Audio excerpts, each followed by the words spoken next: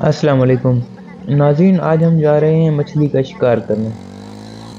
یہ سارا کچے کا علاقہ ہے جو میرے گاؤں موضع چاچا شریف میں آتا ہے۔ کس دور میں یہاں سے دریا سندھ گزرتا تھا جس کی چوڑائی تقریباً 10 سے 12 کلومیٹر ہوا کرتی تھی۔ ان دنوں اس دریا میں جہاز چلا کرتے تھے۔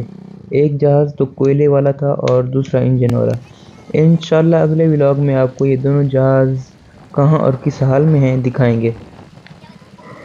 یہ سیلاب کے پانی سے ایک چھوٹی سی جھیل بنی ہوئی ہے۔ سردیوں کی وجہ سے یہاں پر پانی کی کمی ہے، لیکن گرمیوں میں یہاں پر سیلاب کا پانی جمع ہوتا ہے اور یہ بھی دریا کی شکل اختیار کر لیتا ہے۔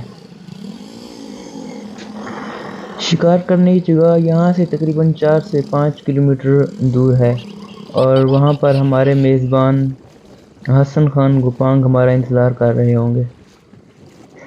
اس کچے کے علاقے میں لوگ فصلیں بھی کاشت کرتے ہیں۔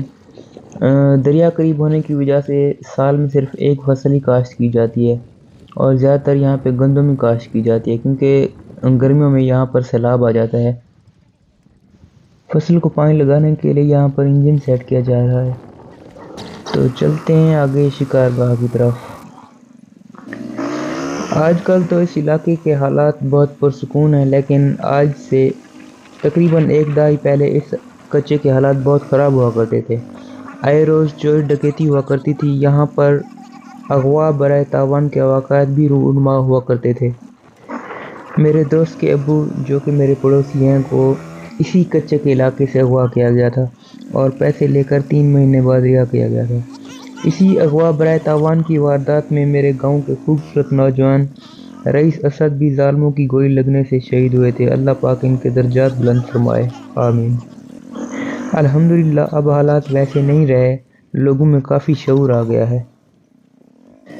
اس پورے کچے کے علاقے میں راستے ایسے ہی ہوتے ہیں، لوگوں کی فصلوں میں سے گزرنا پڑتا ہے۔ کہیں پہ ریت آ جاتی ہے تو کہیں پہ پکا راستہ ہوتا ہے۔ گرمیوں میں جب سیلاب آتا ہے تو اس سیلاب کی وجہ سے آنے والی مٹی کہیں پر وہ مٹی چھوڑ جاتا ہے تو کہیں پر وہ ریت ڈال لیتا ہے۔ اسی وجہ سے کسی جگہ پر مٹی اور کسی جگہ پر ریت کے ڈھیر لگے ہوئے ہیں اور مٹی والی زمینوں پر لوگوں نے گندم کاشت کی ہوئی ہے۔ ہم پہنچ گئے ہیں کہ اس جگہ پر جہاں پر ہم نے مچھلی کا شکار کرنا ہے۔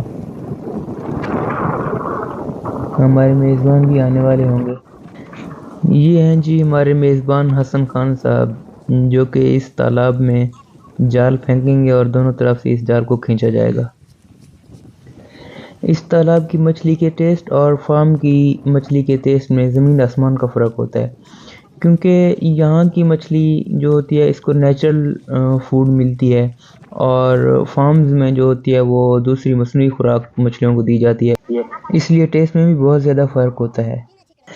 شکار کرنے کے لیے جال کھولا جا رہا ہے، جو ہماری سرائیکی زبان میں اس کو گھاوا بولتے ہیں۔ مچھلی کا یہ تالاب بھی اور اس سے آگے ایک ہے وہ تالاب بھی، دونوں یہ قدرتی تالاب ہیں۔ گرمیوں میں سیلاب آنے کی وجہ سے جس جگہوں پر زیادہ گڑھے ہوتے ہیں اور کھڈے بہت بڑے ہوتے ہیں وہاں پر یہ پانی جمع ہو جاتا ہے اور مچھلیاں بھی اس پانی میں رک جاتی ہیں۔ آس پاس کے لوگ پھر اس کو اپنے شکار کے لیے استعمال کرتے ہیں۔ یہ جال اب کھینچنے کے لیے تیار ہو چکا ہے۔ جال کھینچنے سے پہلے ہی ایک مچھلی پھنس گئی اس جال میں، الحمدللہ۔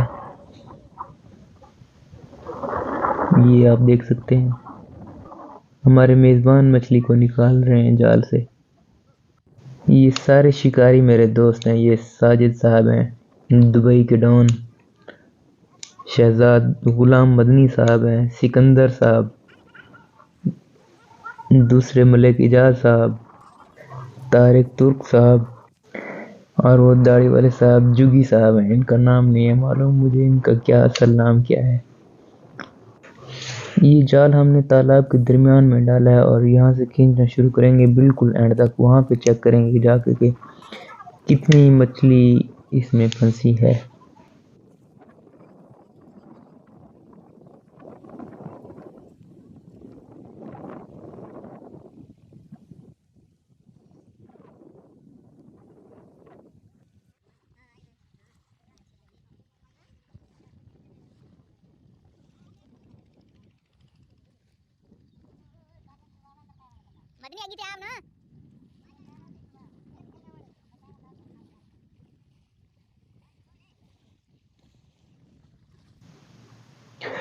अब वक्त आ गया है कि इस जाल को चेक किया जाए। इस जाल को किनारे से बाहर निकाल कर इसको देखा जाएगा कि इसमें कितना मछली फंस चुकी है।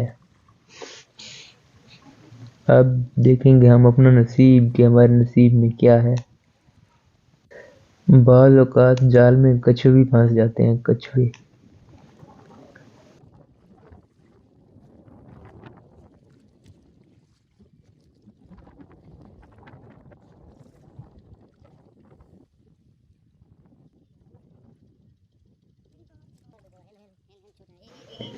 ये देखें जी, पहली मछली ये है, दूसरी वो है,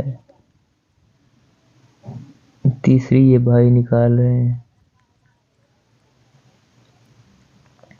3-4 मछलियाँ इस चक्कर में फंस गई हैं, अल्हम्दुलिल्लाह।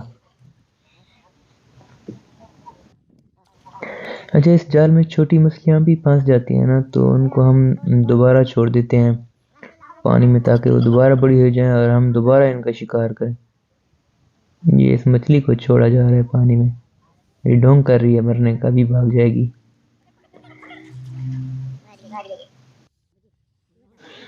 ये भी छोटी है बेचारी, इसको भी छोड़ा जाता है, आज़ाद किया जाता है इसको।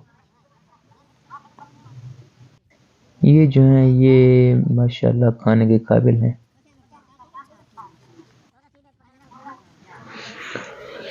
अब यहाँ से दोबारा इसी तालाब में, पूरे तालाब में अब ये जाल फेरा जाएगा। यहाँ से स्टार्ट करके पूरे तालाब में एंड तक।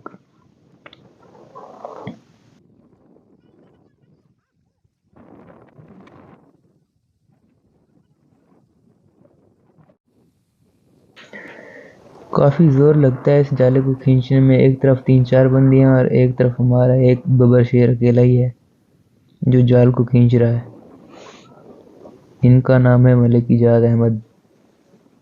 तालाब के दूसरे कोने तक पहुंच चुके हैं जी। ये तालाब के आगे पानी में आकर शोर मचा रहे हैं ताकि यहाँ से मछलियाँ भाग के जाल में जाएं और वहाँ पर फंस जाएं।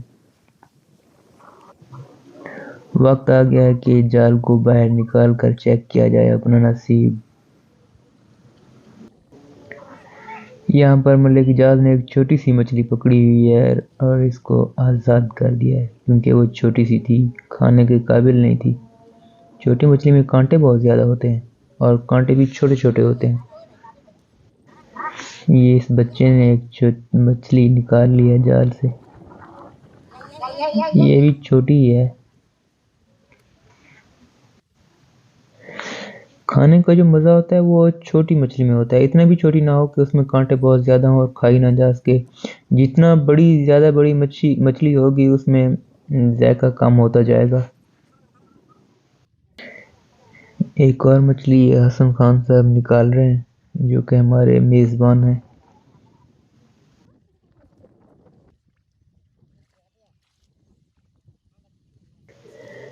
यहाँ आप देख सकते हैं कि जाल में 3-4 मछलियाँ आई हैं। इनमें से एक तो बड़ी और बाकी 3 छोटी मछलियाँ हैं। छोटी मछलियों को आज़ाद कर दिया जाएगा और एक को खाने के लिए रख दिया गया है।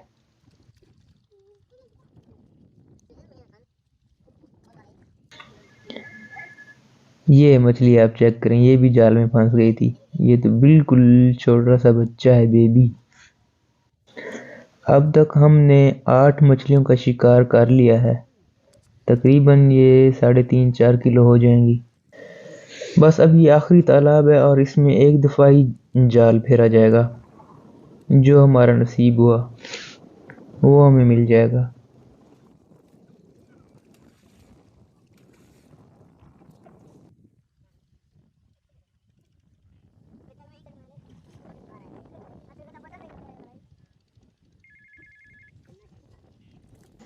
इस तालाब से मट्टी काफ़ी आई है जाल में।